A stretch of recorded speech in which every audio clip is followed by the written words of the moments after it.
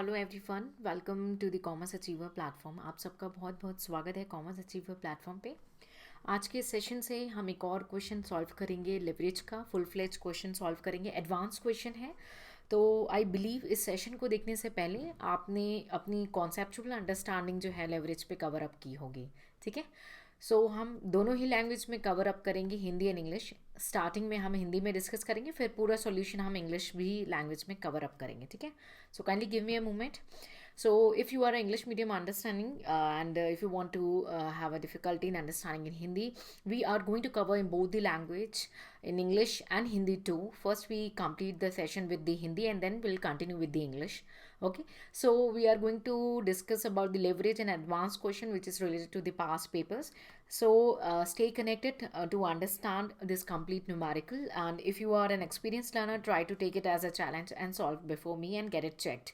Some of the students doing a good out of these sessions, that they are managing their time within a shortest possible time. They are solving their numerical, so you can do that also. Or even if you are taking any other advantage, kindly share with us so that we can share the advantages with other also. Okay, so let's go ahead with the solution on the leverage, and first we'll discuss in Hindi and then we continue with the English. Okay, तो चलिए हम पहले जो है आज का leverage का question देख लेते हैं और फिर इसके सॉल्यूशन की ओर बढ़ते हैं। कंपनी की बैलेंस शीट और इनकम स्टेटमेंट हमारे सामने है। ठीक है, तो 31 मार्च की बैलेंस शीट है आपके सामने। आप देख सकते हैं एसेट्स एंड लाइबिलिटीज़ दोनों हमारे साथ शेयर की गई हुई हैं। लाइबिलिटी साइड में इक्विटी कैपिटल है जिसकी वैल्यू है 10 रुपये पर शेयर के हिसाब से, 8 लाख वैल्यू है। डेप्ट जो है यानी डिबेंचर होगा या कोई भी डेप्ट होगा उसका रेट ऑफ इंटरेस्ट है 10%, वैल्यू है 6 लाख रुपए। रिटेन अर्निंग है 3.5 लाख रुपए और करंट लाइबिलिटी है 1.5 लाख रुपए। नेट फिक्स्ड एसेट है 10 लाख और करंट एसेट है 9 लाख। ठीक है, उसके बाद हमारे साथ इनकम स्टेटमेंट भी शेयर हुआ है जहाँ पे sales, operating expenses including depreciation दिया गया है, जिससे EBIT आता है। इंटरेस्ट रिड्यूस्ड है, तो इंटरेस्ट आप देख लेंगे तो 10% जो डिबेंचर्स था 6 लाख का, वो 60,000 वो रिड्यूस्ड है। ठीक है, आपको आता है EBT 1,60,000, फिर टैक्स रिड्यूस कर देंगे तो अर्निंग आफ्टर टैक्स आता है 1,04,000। तो चलिए देखते हैं क्वेश्चन की डिमांड क्या है। इंडिविजुअल पार्ट को रीड करेंगे और उसका सॉल्यूशन करेंगे। ठीक है, तो पहला जो पार्ट है क्वेश्चन का, determine the degree of operating, financial and combined leverage, यानी तीनों तरीके के लेवरेज को पूछा गया है at the current sales level if all operating expenses other than depreciation. Here is a catch, सारे ऑपरेटिंग एक्सपेंसेस लेकिन डेप्रिसिएशन को छोड़ करके वेरिएबल है, यानी डेप्रिसिएशन आपका एक तरीके से फिक्स्ड हो रहा है, बाकी सारे वेरिएबल होंगे। ठीक है, सेल से वेरी करेंगे डेप्रिसिएशन को छोड़ के, ये कैच है। तो हम तीनों तरीके के लेवरेज को कैलकुलेट करते हैं। सेशन को स्टार्ट करने से पहले आपके सामने एक पॉइंट रखना चाहूँगी। जो एक स्टूडेंट ने बोला कि मैम आप बहुत ही स्पीड में कवर अप करा रहे हैं। तो देखिए, मेरा ये मानना है कि आपकी थ्योरेटिकल अंडरस्टैंडिंग और एक बेसिक कमांड है। दूसरा, मुझे अननेसेसरी वीडियो को लेंदी नहीं करना है क्योंकि आपका टाइम बहुत ज़्यादा प्रीशियस है, तो मैं आपके टाइम को वेस्ट नहीं करना चाहती हूँ, इसीलिए मैं स्पीड में इसे कवर अप कराती हूँ। आप कॉन्सेप्चुअल अंडरस्टैंडिंग रखिए, थ्योरेटिकल अंडरस्टैंडिंग रखिए और फिर न्यूमेरिकल को सॉल्व करेंगे तो आपको ज़्यादा बेनिफिट होगा। ठीक है, तो अगर आप इनिशियल लर्नर हैं तो आप एक बेसिक कवरेज करके आएंगे। ठीक है, और मेरा इंटेंशन वीडियो को अननेसेसरी लेंदी करना नहीं है, इसलिए मैं स्पीड अप कराती हूँ ताकि आपका टाइम मैनेजमेंट भी इन वीडियो सेशन के साथ मैनेज हो। तो मेरी कोशिश है आपको बेस्ट देने का। स्टिल आपके कोई व्यूज़ एंड ओपिनियंस हैं तो आप उसे शेयर कर सकते हैं। ठीक है, तो चलिए जल्दी से हम बढ़ते हैं, ज़्यादा समय नहीं लेंगे, सॉल्यूशन की ओर। डिफरेंट टाइप ऑफ लेवरेजेस को क्विकली कैलकुलेट करते हैं। तो पहला जो हमारा है that is degree of operating leverage. ठीक है, आपसे ऑपरेटिंग ऑपरेटिंग लेवरेज जो है हमसे पूछा गया है। ठीक है, तो हमारे पास यहाँ पे कैलकुलेशन दी हुई है ऑलरेडी, तो हमें सेपरेटली कैलकुलेशन करने की ज़रूरत नहीं है। अब डेप्रिसिएशन को फिक्स्ड बताया, तो ये पॉइंट को हमें माइंड में रख के चलना है। तो विदाउट डेप्रिसिएशन हमारा जो वेरिएबल एक्सपेंस आएगा वो कितना आएगा, 1,20,000 हमारा टोटल ऑपरेटिंग है, जिसमें 60,000 डेप्रिसिएशन है, तो बाकी कितना बचा, 60,000। ठीक है, तो हमारा सेल्स माइनस फिक्स्ड कॉस्ट अगर हम निकाल देते हैं, वेरिएबल कॉस्ट सॉरी, क्योंकि डेप्रिसिएशन को फिक्स्ड का दर्जा दे दिया गया है, अगर आप ध्यान दें तो, है ना, डेप्रिसिएशन को फिक्स्ड को मान लिया गया है। यही कैच है, जनरली इस क्वेश्चन में स्टूडेंट से यहीं पे मिस्टेक होती है। तो सेल्स माइनस वेरिएबल कॉस्ट आप करते हैं ना, सेल्स आपका और आपका आ जाएगा तो सेल्स आपका क्वेश्चन में गिवन है, कितना अमाउंट है 3,40,000 और वेरिएबल कितना हो गया 60,000, ठीक है। 3,40,000 माइनस 60,000, ठीक है। और earning before interest and tax given है क्वेश्चन में 2,20,000, है ना, 2,20,000। तो यानी 60,000 जो है वो फिक्स्ड पोर्शन है। आपको समझ में आ गया ये?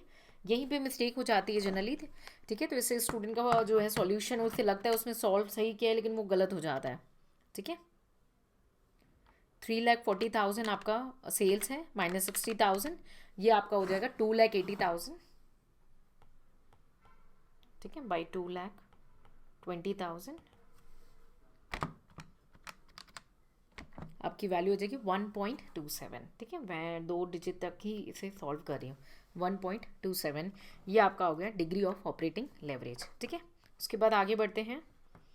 नेक्स्ट हम करेंगे degree of financial leverage, financial leverage, ठीक है। तो EBIT बाई EBT है ना, तो EBIT आपका 2,20,000 है। अगर आपने लास्ट सेशंस को नहीं देखा है, हर एक सेशन में मैं कुछ हाथ चीज़ें कवर अप कराती हूँ जिसको मैं नेक्स्ट सेशन में रिपीट नहीं करती हूँ, तो आप उसे प्लीज़ कवर अप कर लेंगे। तो फाइनेंशियल क्या था, EBIT बाई EBT। तो EBT आपका क्वेश्चन में क्या निकला हुआ है, चलिए देख लेते हैं। EBT आपका निकला हुआ है 1,60,000, है ना, 1,60,000। प्लीज़ इसे कैलकुलेट कर लेंगे। 1,60,000 1,20,000 बाई 1,60,000, ये आपका आ जाएगा 1.375, ठीक है। 1.37 लिख देते हैं, ठीक है। Combined leverage, combined leverage, operating leverage into financial leverage भी कर सकते हैं। शॉर्टकट हमने लेंदी कैलकुलेशन लास्ट सेशन में ऑलरेडी किया था, तो यहाँ पे हम शॉर्टकट कर लेते हैं ताकि आपको दोनों मेथड ही क्लियर हो जाए।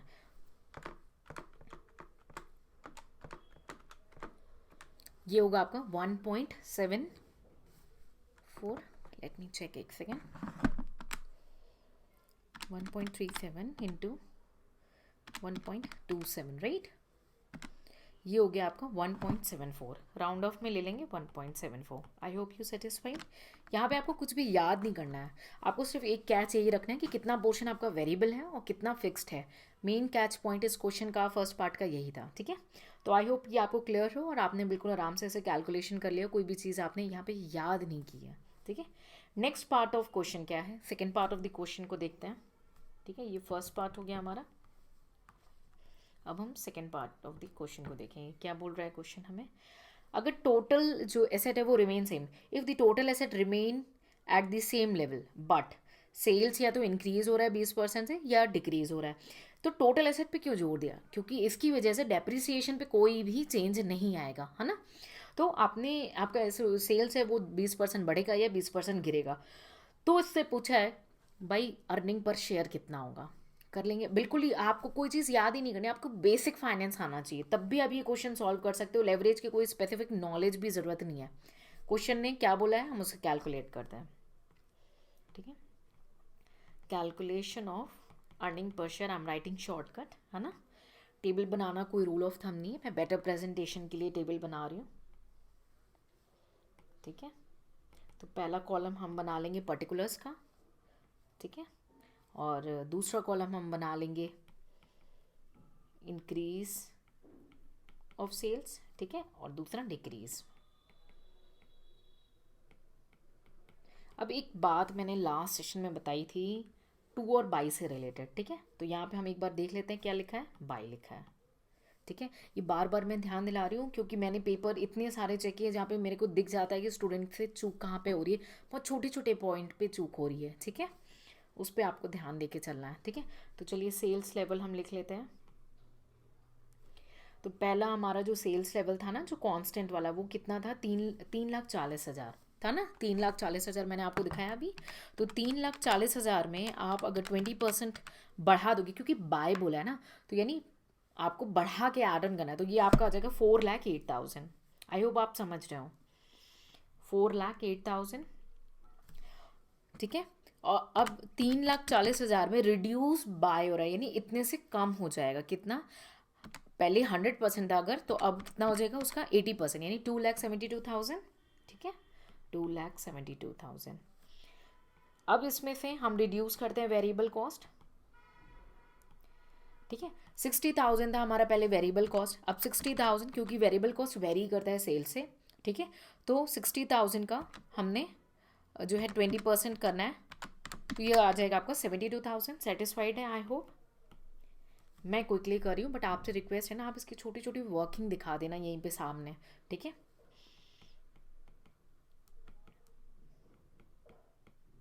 ठीक है, और यहाँ पे नेक्स्ट में 60,000 का 80% हो जाएगा क्योंकि रिड्यूस्ड है, तो ये आप वर्किंग थोड़ा सा दिखा देंगे, ठीक है।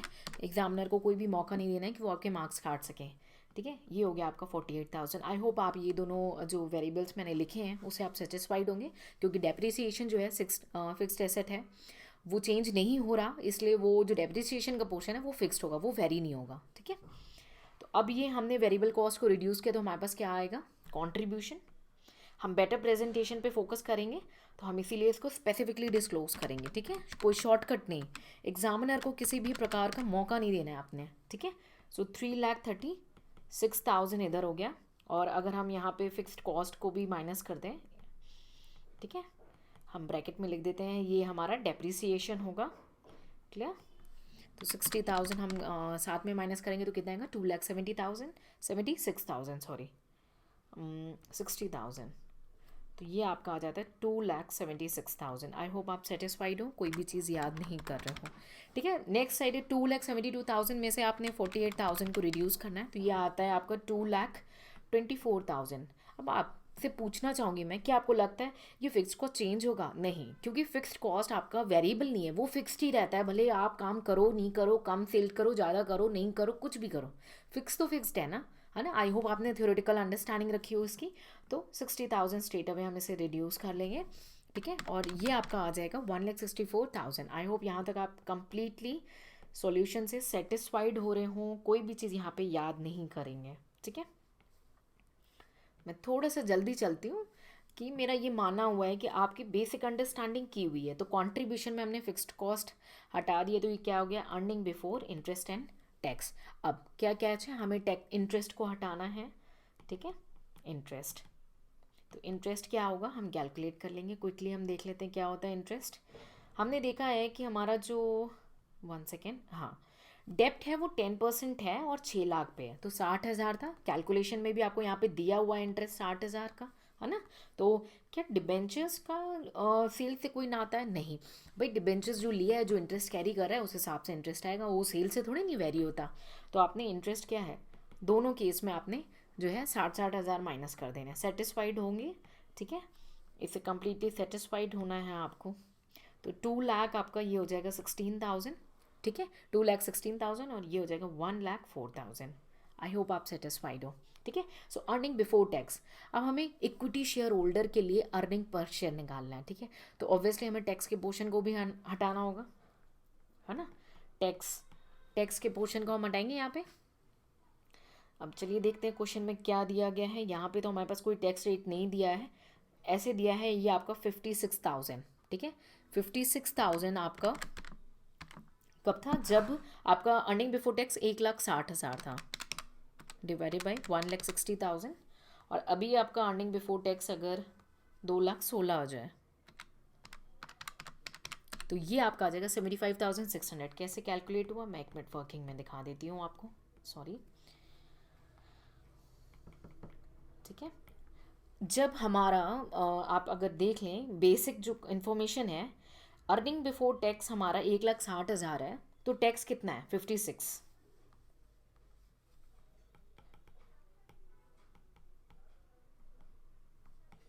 तो अर्निंग बिफोर टैक्स कितना है आपका 56,000, ठीक है। लेकिन अब हमारी अर्निंग बिफोर टैक्स कितनी हो गई, अब हमारी अर्निंग बिफोर टैक्स जब 1,60,000 से बढ़ करके 2,16,000 हो गई, है ना, 2,16,000, तो टैक्स कितना होगा 56 बाई, बेसिक मैथमेटिक्स है, कुछ नया नहीं बता रही मैं, 2,16,000, इतना तो आई होप आप समझते होंगे। ये आपका आ जाएगा 75,600। आई होप आप सेटिस्फाइड हो, ठीक है। 75,600 ये, क्योंकि हमें टैक्स का रेट नहीं दिया हुआ ना, दिया होता तो कोई प्रॉब्लम नहीं होता। और किस पे निकालते हो, अर्निंग बिफोर टैक्स पे तो निकालते हो टैक्स, तो ये एक तरीके से आपने परसेंटेज ही निकाला है ना। उसके बाद हमारा जो है 1,04,000 है, ठीक है। तो सेम फंडा 1,04,000, 56,000 डिवाइडेड बाई 1,04,000, ठीक है। और अभी हमारा EBT सॉरी डिवाइड 1,60,000 इंटू ये आ जाएगा आपका 36,400। कोई नया चीज़ नहीं बता रही हूँ, ये परसेंटेज ही एक तरीके से है, क्योंकि आप अर्निंग बिफोर टैक्स पे तो कैलकुलेट करते हो। सेटिस्फाइड होना, ये जो लाइन बोल रही हूँ मैं कि ये जो टैक्स हम कैलकुलेट कर रहे हैं प्रोपोर्शनेट मेथड से, वो एक तरीके से परसेंटेज ही है। अगर आपको क्वेश्चन में परसेंटेज नहीं दिया, आप प्रोपोर्शनेट कर रहे हो, परसेंटेज दिया होता है तो स्ट्रेट अवे वही लगाते। दोनों में सेम ही फंडा चल रहा है, ठीक है ना। कोई भी चीज़ याद नहीं करेंगे, मैं बार बार आपसे रिक्वेस्ट कर रही हूँ, ठीक है। अब हमारे पास क्या आ जाएगा, earning after tax. Earning after tax please आप इसे कैलकुलेट कर लेंगे क्विकली। 2,16,000 में आपका 75,600 रिड्यूस होगा, तो ये होगा 1,40,400, ठीक है। और 1,04,000 में से माइनस करेंगे 36,400, ये हो जाएगा आपका 67,600, ठीक है। इतना सेटिस्फाइड होंगे आई होप। अब हमारे पास क्वेश्चन में बैलेंस शीट में ये डाटा गिवन है कि भाई जो हमारा इक्विटी कैपिटल है वो 8 लाख रुपए है और 10 रुपए के शेयर के हिसाब से है। तो नंबर ऑफ शेयर कितने हुए, 80,000। सेटिस्फाई करेंगे खुद को, ठीक है। तो नंबर ऑफ इक्विटी शेयर कितने हो गए, 80,000 हो गए। So number of shares both case में 80,000, ठीक है। तो अर्निंग पर शेयर कितना होगा, earning available for equity share holder divided by number of shares, ठीक है। तो आप इसे कैलकुलेट कर लेंगे, 1,04,400 है ना, डिवाइडेड बाई 80,000, ये आ जाएगा आपका 1 पॉइंट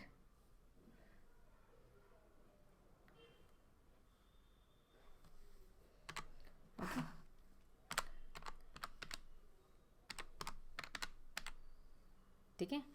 सेकेंड केस में आ रहा है आपका, ये हो गया 1.84 और इस केस में 140,400 डिवाइडेड बाई 80,000, 1.755 आ रहा है। मैं 1.76 लिख दे रही हूँ, ठीक है। आप 1.755 भी लिख सकते हैं, 1.75 भी लिख सकते हैं, कोई भी आप लिख सकते हैं, उसमें कोई डाउट नहीं है, ठीक है। तो मेरा यहाँ पे ना 1.755 आ रहा है, इसलिए मैंने, आप इसको 5 भी ले सकते हैं वैसे, क्योंकि 5 से ऊपर होने के बाद हम राउंड ऑफ लेते हैं, तो हम यहाँ पे 5 ही ले लेते हैं, ठीक है।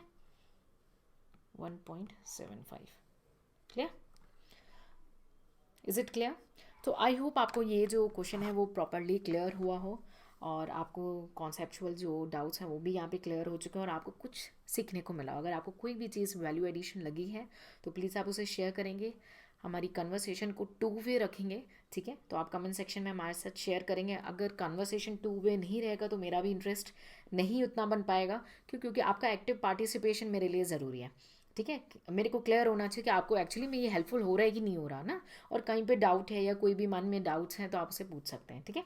सो चलिए इंग्लिश में क्विकली कंक्लूड कर लेते हैं। So let's begin in the discussion in English. We have a question related to an leverage, and we have a balance sheet and income statement in front of us.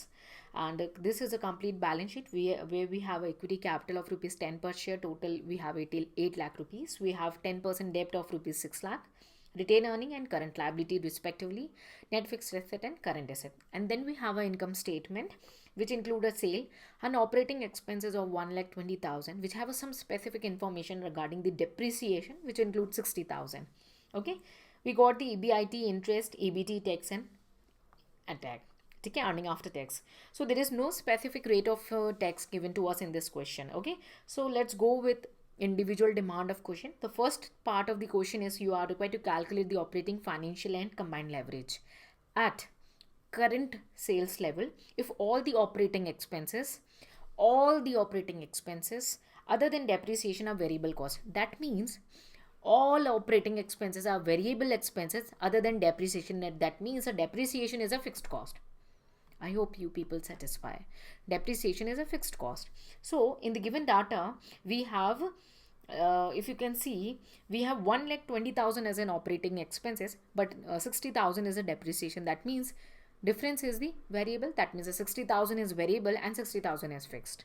I hope you people satisfy and not learning anything, because if you are with me, stop learning, because commerce and accountancy is all about money, and I know you people, everyone need money. So it's better to understand about the money instead of mugging up. Okay.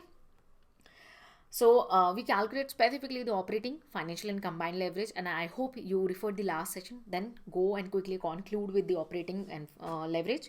In operating, contribution by EBIT, we straight away do that sales minus variable cost, and we got the EBIT. Okay, that we got 1.27.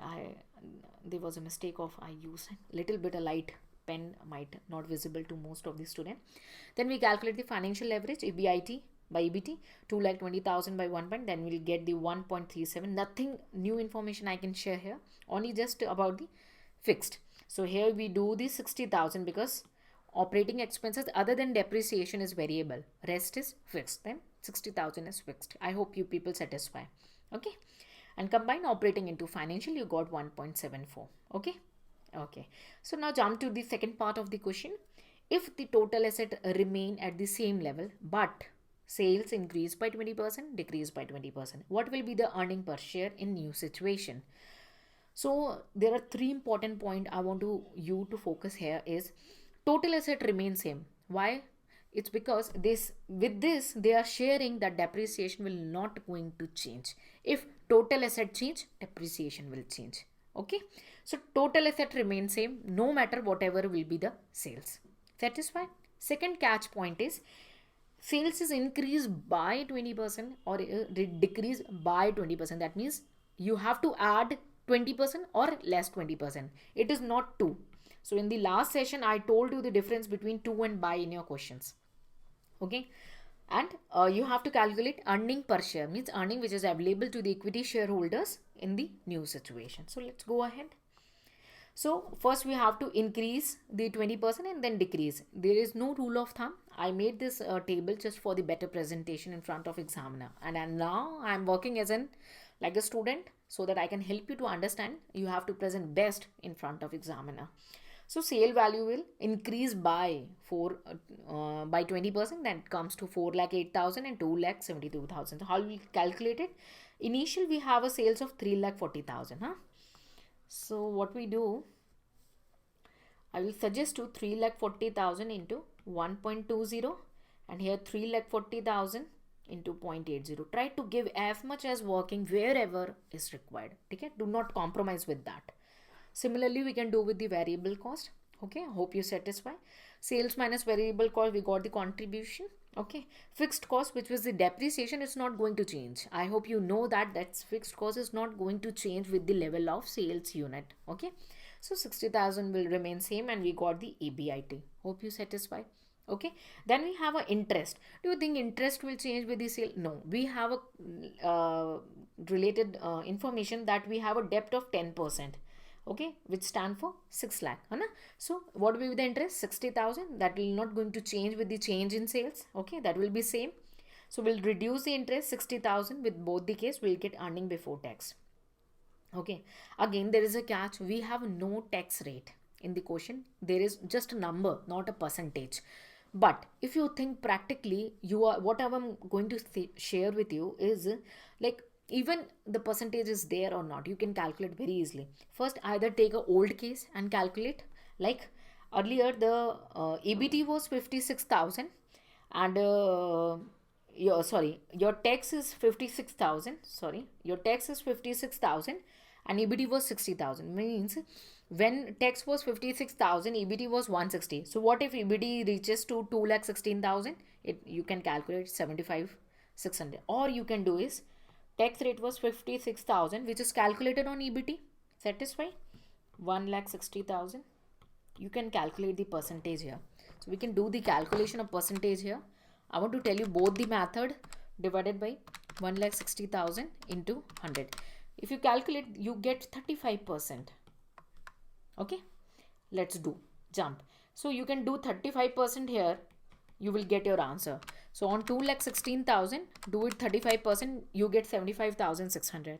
I told you both the method, either the proportionate or calculate the percentage. If the question gives you the percentage, do that accordingly, because you cannot memorize the questions or numericals here. Only you have to just improve your understanding.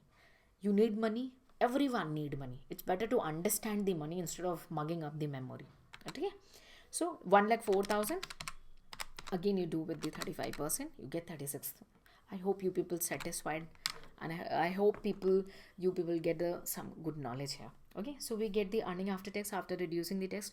Now we are going to calculate earning available for equity shareholder is EAT, and we have a number of shares 80,000 because 8 lakh shares of rupees 10 each, we got 80,000 share. Hope you satisfy.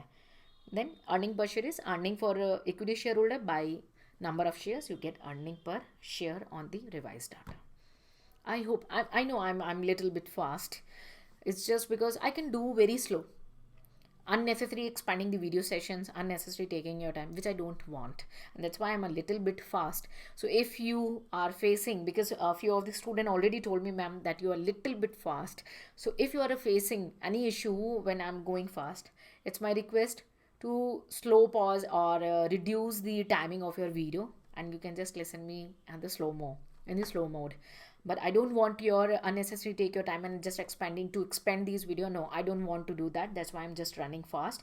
And even with these sessions, I'm trying to help you to manage your time to as fast as you can be the winner. Okay, so I hope I helped you to understand this numerical and give you a little bit of knowledge. And if so, let it be a two-way communication. I want your words, because I want it be a two-way communication, that I want to know if my strategies or my techniques is really helping you or not. Okay, so stay connected. We'll cover more on commerce and accountancy. Till then, take care. Bye bye and Jai Hind.